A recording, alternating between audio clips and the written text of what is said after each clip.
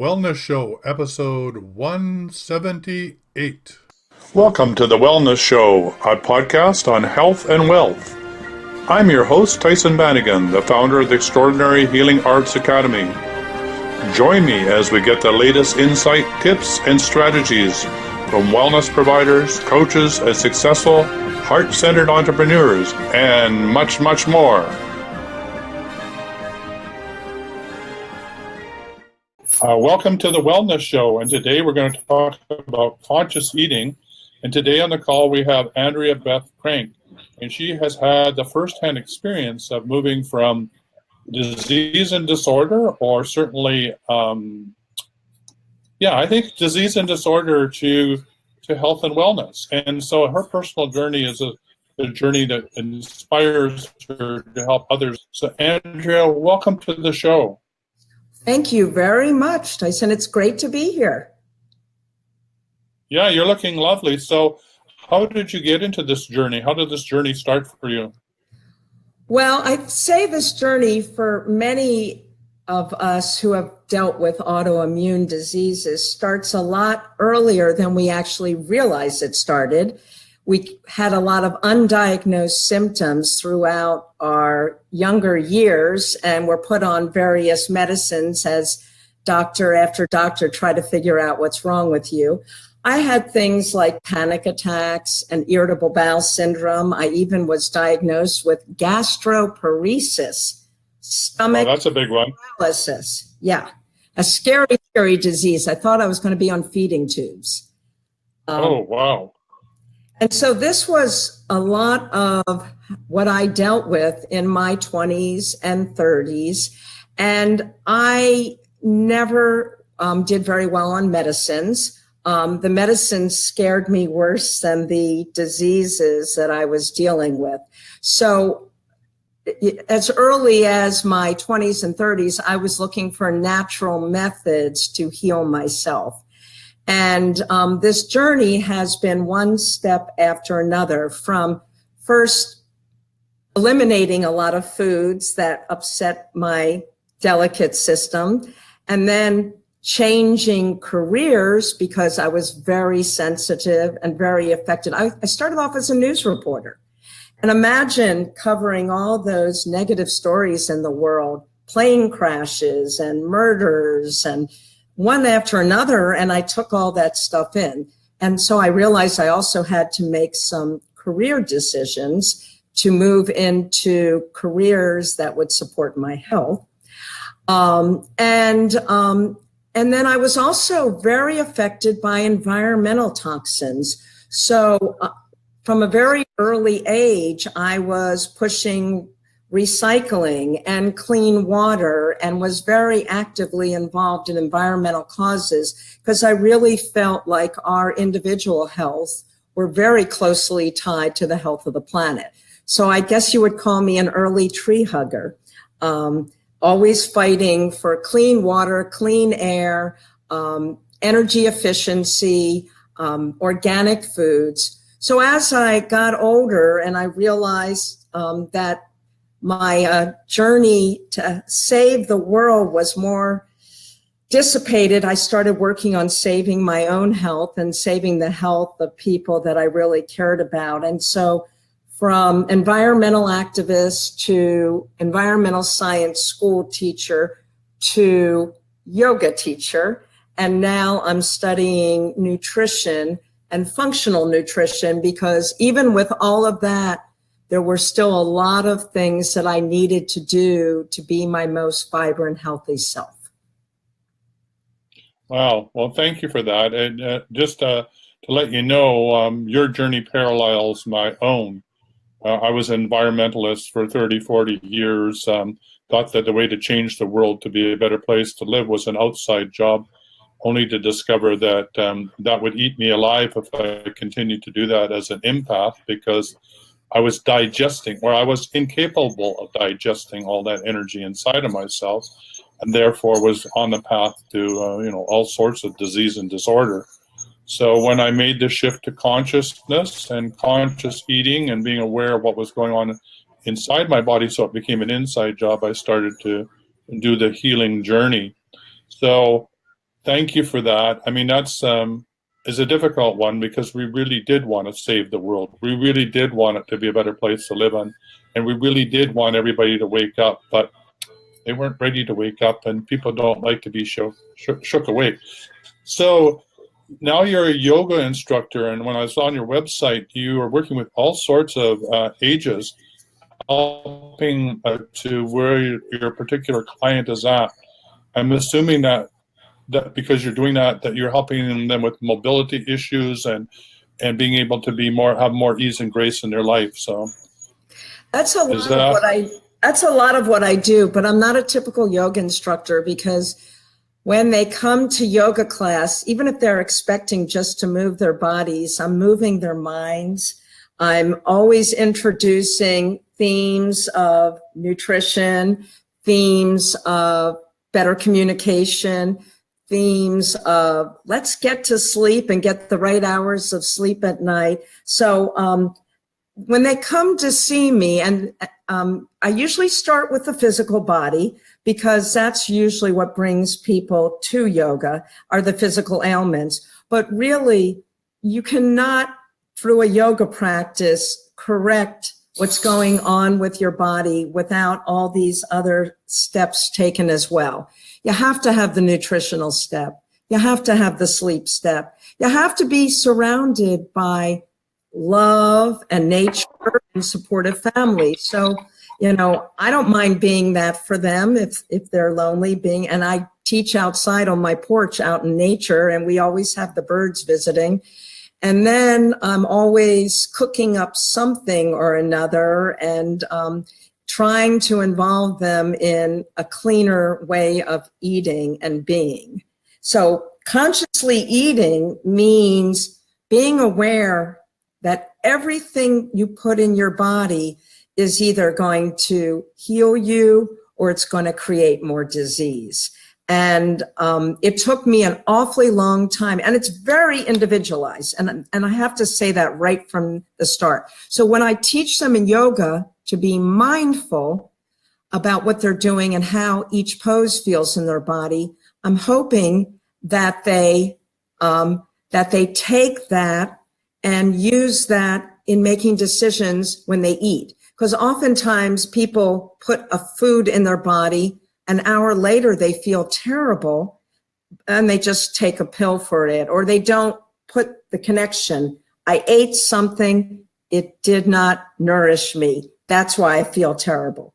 I ate something, I'm exhausted. I ate something, I'm bloated. It's making those connections between all of your actions and then how you feel later and changing them. It's in our control. And that's the coolest thing about this. Lifestyle and functional medicine puts the onus back on us. We're not going to find a pill for our current chronic diseases. What we are going to do is become partners more and more empowered in taking back control of our health. Yeah, it's like learning how to be reintroduced to your body. What messages are your body trying to tell you? For a long time, I was a Xanax kid, so I understand that. What I ate, I obviously couldn't digest not only the reality around me, but the food. Therefore, I was taking Xanax in order to deal with the digestion. So when I finally got over that and realized that I didn't have to process everything outside of me, inside of myself, then my body could start to calm down. And like you said, then the eating becomes nutritionally strengthening the body rather than feeding it things that put it into chaos or into trauma. But I wonder why, have you come to any realization why there's so much of a disconnect for so many of us between what seems to be obvious once you've made that connection between what we eat and how we feel? Well, I think there's a couple of things. I think part of it is the marketing of food and medicines that's done in this country. We are very influenced by the images of attractive people on TV who appear to be able to eat anything. Like, oh, you have Crohn's disease, take this pill You're going to look like this, and you're going to be able to eat anything. So we are very influenced by this barrage of marketing that is coming from big industry. And unfortunately, in our country, and I'm not sure if it's as much in your country, but in the United States, food and medicine is big business. It's not about as much taking care of people as corporate profits. And I'm sorry to be so blunt about it, but there really is a lot of greed in this. So, you know, what's been nice is we can become empowered, we can become informed, and through being empowered and informed, we can start to change the decision-making of corporations if we demand cleaner food, if we demand pure water, if we demand more clear labeling. So many people look at that label that says natural. Oh, it's natural, right? It's natural. I don't have to worry about it. They tell me it's natural. I need to believe it. And so we do want to believe in people. And the same thing when they go to a doctor and a doctor hands you a pill. You want to believe in him, and you're afraid that you don't have the knowledge or the information or the education or the intuitive sense to decide, is this really curing me? And so we have to take back control by trusting ourselves, working with health coaches, working with people who are walking the walk, not just talking the talk. And I'm one of them. I'm walking the walk. I'm turning 59 this year, and I'm in better health than I've ever been because I walk the walk. And I'm not saying it's easy. There's nothing easy about it. I have to resist doing a lot of things that are easy. And it's easy to eat SAD, the standard American diet. And it's sad for a reason. It's sad because it's very calorie high and nutritionally low. Absolutely. And it will kill you. You know, I'm 73, and, you know, I have to work at conscious eating. I have to work at being physically aware. I have to do the walking every second day for 45 minutes. You know, at our age, we need to be more aware of how to monitor our bodies and how to take care of ourselves. And you're right. I mean, the ability to do that is within our own reach. And that, to me, is very exciting. If we can help other people realize that they are their own doctor. There is no doctor that's better than I want to say own. hi to Kathy. Kathy joined us on this live broadcast. And Kathy says she's in. Hi, Kathy. So that's pretty cool. It's great when people interact. This is a conversation, and we need more people to interact and get involved in this conversation. It's an important conversation. It's a life-giving conversation. It is. What's interesting is I've been having quite a great deal of success with people outside of my own family. Not quite so successful with my own children. They laugh at me a lot. Because, and actually they'll say things like, Mom, are we having normal food tonight? Normal food.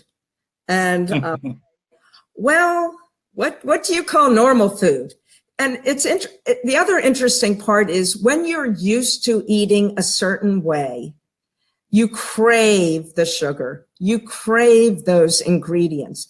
The minute you spend a couple of weeks, and I'm involved in something called the conscious cleanse, the minute you spend some time eating differently, your body stops the cravings and you start to crave the good foods. And then eventually, it's always great to throw in a day when you're not going to eat well. And if you're not going to eat well, you know how finely tuned your engine is, because your engine's going to feel horrible, you know, within a minute. So Kathy says that she does this when she goes out to eat. And that's probably one of the hardest parts. I cook mostly at home. It's very difficult to control what you're doing when you go out to eat, because you have no idea, number one, what kind of oils are they using? It's a whole lot cheaper to use, and I hate to be mean to Canadians, canola oil. And canola oil is just chemically processed oil versus a very, highly unrefined oil like olive oil or one of the more expensive oils. So, I'll ask them at the restaurant, so what oil do you cook with? And all my family rolls their eyes at me. It's like, Mom, you're such a pain. But you know what? It affects my body. And really, once people start eating clean and consciously, you really don't want to go back. Oh, she's a chef. No, you don't. Oh, Kathy. Kathy's a chef. Yeah, I'm going to put Kathy's comment up here. So Kathy says, I'm a cook like this in my restaurant, and I'm an executive chef. And she's also said, I do this in my restaurant, and it's been an interesting conversation for 28 years. People are coming around, thank goodness. Absolutely. And the journey into a restaurant can be very easy. Not only am I vegetarian, I don't eat garlic and onion. And when you realize how much garlic and onion is in absolutely everything we eat, it really is quite an adventure to go out and eat and also have the conversation of why not garlic and onions and why vegetarian. Although I agree with Kathy, there's a big change. There's much more awareness about being a vegetarian, being sensitive about food. So I think we are making progress. So it's true that what you eat is a conscious act. What you eat is a political statement. What you put in your mouth affects industry. And that's the only way, as an environmentalist, or you and I being environmentalists, that's where the change and transformation can come from, is every time you eat, you are making a political statement. You're making an environmental statement by what you consume. So it's not only good for your body, it's good for the planet. That's true. Well, Tyhson, I'm not a vegetarian. And the reason I'm not a vegetarian is I can't get enough protein because I'm incredibly sensitive to beans. I can't eat cheese.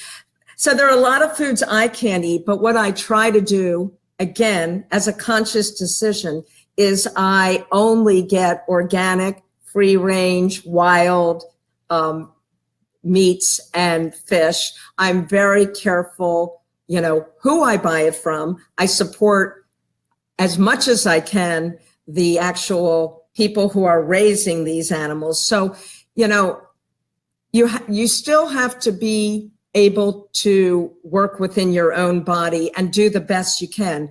And while vegetarianism, I would say, is far better for the planet, in terms of my own health, it wasn't the best thing for me. I was not feeling my most vibrant. And in order for me to continue to do the work that I do, I have to be vibrant.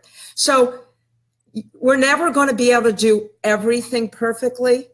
But I think with our decisions we make, when we consciously eat, consciously buy, consciously support the people who are actually doing good for the planet and who care about us, when we, even restaurants like maybe Kathy's restaurant, if you consciously go to a restaurant like that is actually cooking food and caring about people, then you're doing something good also besides taking care of yourself. Yeah, and it's a social activity, and being one with your chef and being one with the group is really important. Just because I'm a dowser, I just want to say the following for people, that when you are dining out, one of the things in dowsing, a really simple blessing, is to say 995. It not only has the power to bless your own food, but everybody in the restaurant and the cooks in the back. That's how powerful it is. So I really encourage people, if nothing else, put your hands over your plate and say 995. It's your little prayer. It's really simple to do. And it clears all the energy of the food and everybody around you. And it creates community. It creates a community of consciousness on another level. People may not know what you're doing, but on the physical level, but they'll feel it on the spiritual level. So Don't Well, forget to bless your food. And I do a simple gratitude prayer as I sit down to eat. I actually sniff the food, and I say I'm grateful for the animal, if it's an animal, or the plant that produced it.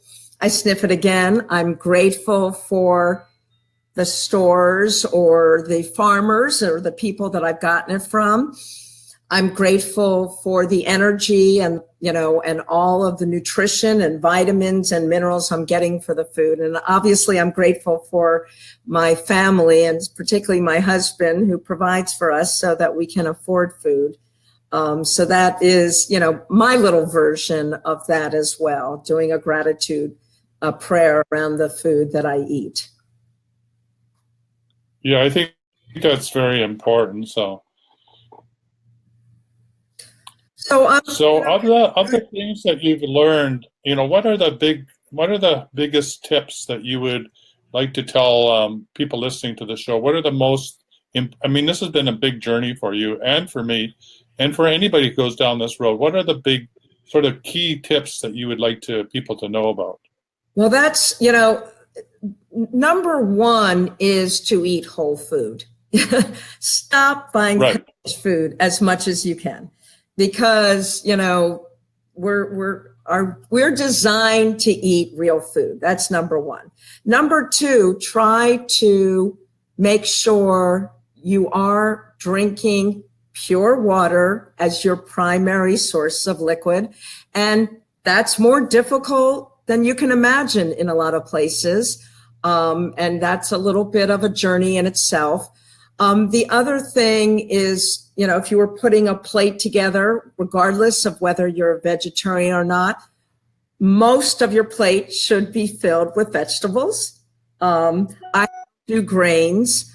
Grains don't interact well with my body, so I have a huge amount of vegetables and usually a small amount of protein. Intermittent fasting is very good for your system, and the kind of fasting I do is I stop eating 3 to 4 hours before I'm going to go to bed every night. And then I try not to eat for a minimum of 12 hours. And if you can extend that longer, the longer that your body can go without food, the more your body can get rid of the sludge from the day. And that's the job of a lot of your systems at night. But if they're having to continuously digest food all night long, then they can't remove the plaque and everything, which leads to inflammation, which leads to most diseases. My mother has Alzheimer's. And so a big part of this is, what can I do to prevent Alzheimer's? She's so far down that path, I can't help her, but I can help myself and help others through a lot of these nutritional things that I'm doing to change my diet and eat more consciously. Yeah, that's very, very powerful. So how do you work with clients? They come and you do yoga. You don't have a yoga studio in the sense that you do it out of your home. Did I get that right? Well, I teach all over town, but I also opened up my own house to be more of a quiet yoga studio, because I live on Heaven Lane. Now, anybody who lives on a road called Heaven Lane ought to be doing heavenly things out of their place. So I make beautiful jewelry, and I teach yoga, and I do workshops on health and wellness out of Heaven Lane. I also do corporate fitness. I go around and I teach at the country clubs. I teach on the beach. So I teach a lot of places. In terms of nutritional and health coaching, I'm just launching those services because I had to get through a few more trainings, and I'm just about done those. But my knowledge is based primarily on my experiences. I did the trainings in order to get certificates. But I could stand up with pretty much anybody who was, went to college to be this. I actually have 3 degrees in education and science and curriculum and instruction. So I've got advanced degrees in that. I've got a yoga degree as well. And now I will have a couple of nutrition degrees. But in terms of working with people, I can do it like you and I are talking online. I can meet with them. I will be also offering my nutritional services through one of the facilities that I teach yoga at as well. So, and I do a lot of free webinars and little talks, and I put out social media all the time on great advice. And I'm also a blogger and a podcaster. So I'm, out there to spread this message. You're as busy as I am. So I think it's really quite humorous, because where we're broadcasting here is called Paradise Point. So if I get to live in paradise, then I get to need to share paradise. So, heaven's laying in Paradise Point. What could be better than that? We live in magical places with magical energy that's even in the name of where we are. So, which is important, where are you going to park your body? Where's the energy of the earth that you're going to be having, ingesting into your body as well?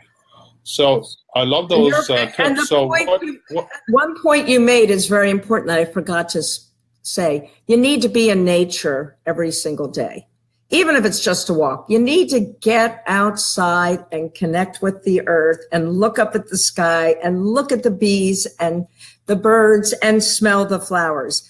We are supposed to interact with nature.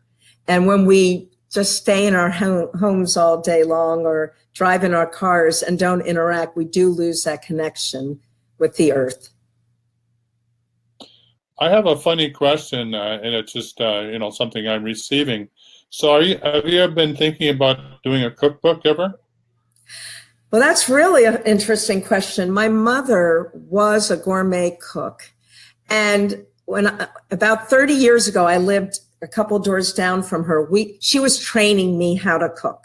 So I don't cook exactly like she does, but so many of her tips have stuck with me. Like, for instance, when you press the garlic in the skin. There is a lot of benefit of getting the garlic skin, except for you, Tyson. Don't eat the garlic. Yeah.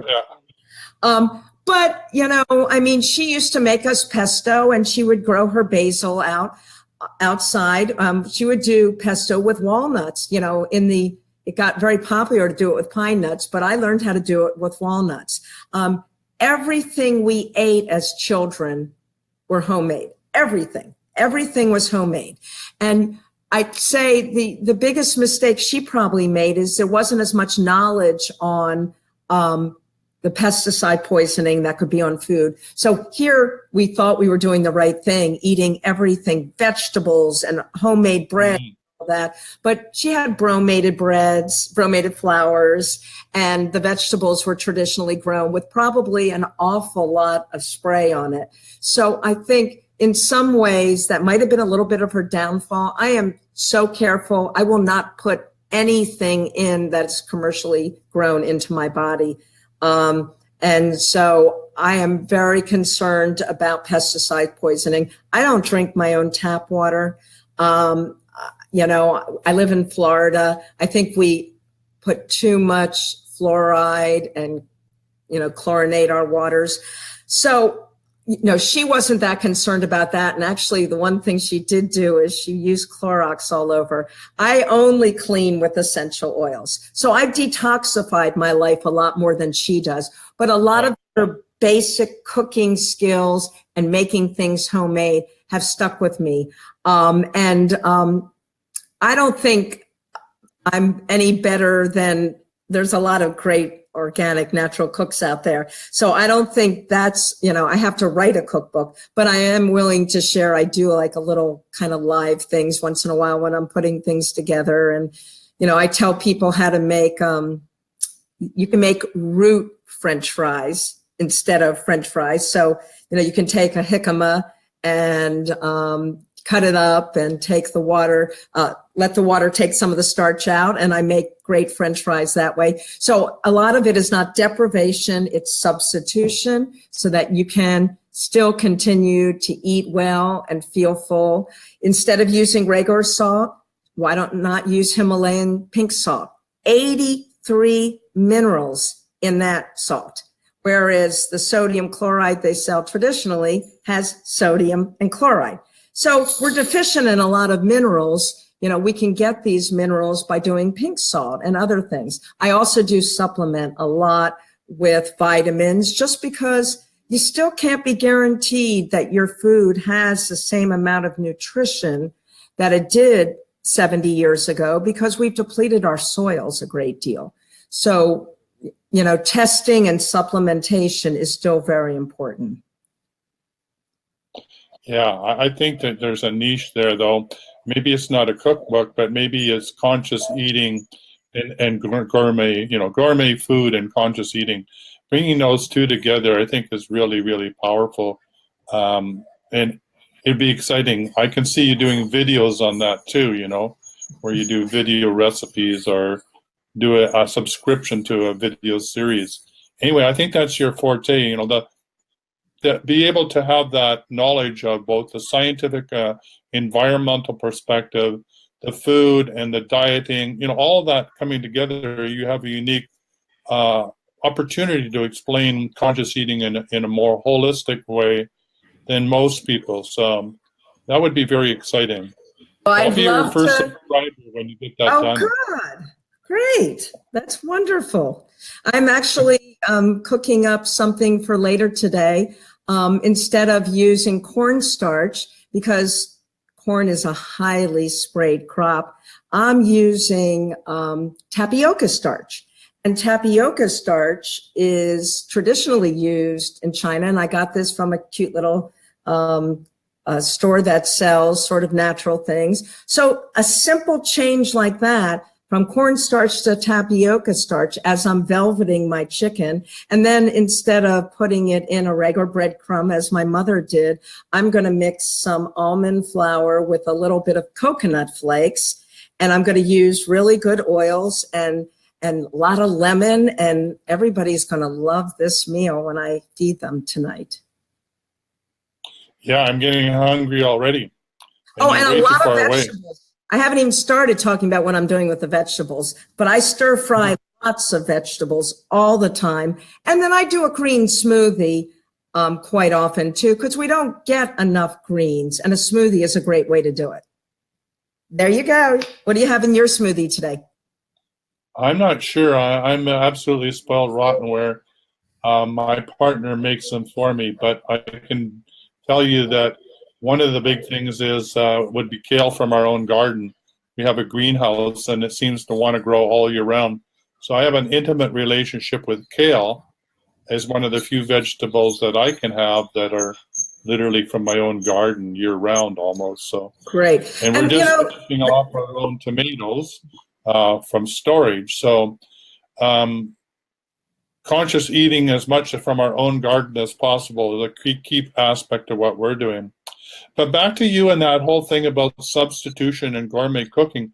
I think there's a real niche there and a real need to know how you are learning, how you've learned to allow that gourmet aspect to be part of the deliciousness of the things you create, and how you can do the substitutions in very healthy, creative ways. I think that's a real niche that we need more information in. So.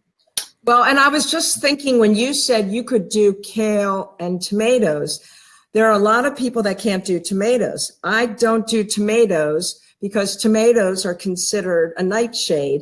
And right now I'm not eating nightshades because for me, they're inflammatory. Now, once I heal my gut, I will reintroduce some of those nightshades and see how I tolerate them. But I find I have less inflammation in my joints if I don't eat tomatoes, eggplant, and peppers. But I, again, have found substitutions.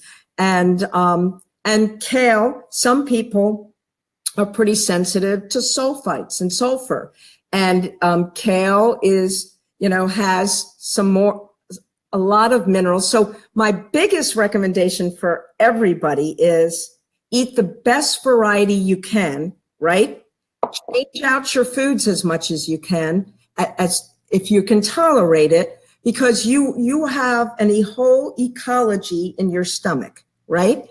And like anybody who's an environmentalist knows, the more diversity you have within your biome, and we have a microbiome right in our tummies here and right in our mouths also. The more diversity we have, the more we can keep one bacteria or something from taking over. And that's when we want a symbiotic relationship, not dysbiotic relationship. And when one bacteria takes over, you can get dysbiosis. And that's when you start getting leaky gut and a lot of symptoms.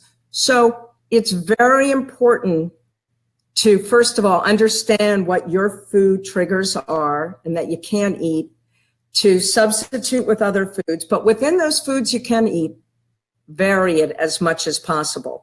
And then every once in a while, try reintroducing those foods that maybe you didn't think you could tolerate. And maybe after a while of healing your gut and avoiding toxins and don't doing processed foods, your gut might be strong enough that it doesn't bother your stomach anymore. So it is a good idea to every once in a while test the waters with a food that you previously may have not done well with.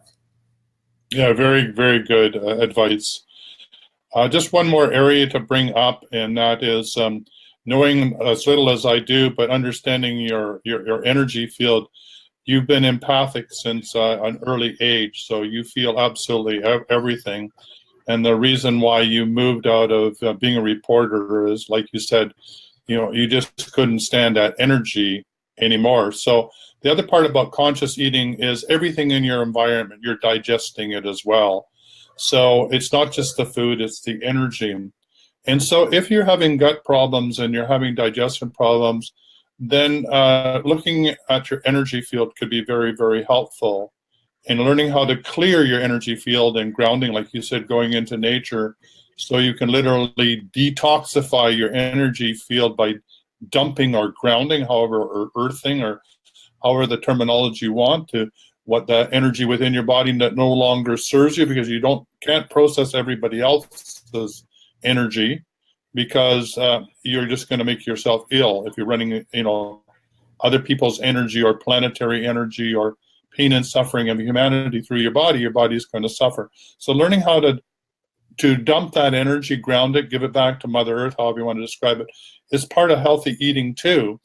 And that will help clean up the inner flora and fauna inside of you as well. So I just wanted to put that out there as another level of integrated concepts around conscious eating. Wow, this is such an amazing, it's one of my favorite topics on the planet, is how to the whole way we produce food, how we eat food, how we become one with the plant and animal kingdom, how we fall in love with the earth so the earth can nurture us, and how we can bring the environmental, conscious eating, political, because it is political, like I said, what you eat is a political, how we bring that all together in a new way of being in harmony with each other and the planet, to me, is a very, very exciting topic. And so, Andrea, thank you ever so much for bringing this unique perspective. And I love the gourmet aspect to it. Yet this does not have to be dull. We can excite our taste buds to the nth degree. We can love every single mouthful that we digest and honor it. So as we start to wrap up, I know we've done some hot tips, but is there anything else that you'd like to inspire the listeners with? Well, I'd say you have to have two caps that you wear every single day. You wear your scientific explorer cap and your grandma cap. And I got this from a yoga retreat I did. So your scientific explorer cap is be willing to experiment. If it doesn't work, it doesn't work. Just throw the idea out. But be willing to experiment on yourself. Don't have fear. Our bodies have an amazing ability to heal. Now, your grandma cap is be kind to yourself. Be compassionate. Say nice things to yourself. Don't say, oh, I'm fat, I'm ugly, I'm this, I'm that, I can't eat this. Focus always on the positive, like a grandma would treat you. You got sweet little grandma voice. So be willing to experiment like a scientist, but also be kind and caring like a grandma as you approach this journey, because it is a journey. It's a healing journey. Great. So, Andrea, how do people get hold of you? I'm trying to put the link up on the page, and I can't figure out how to do that. So could you spell it out? It's so easy.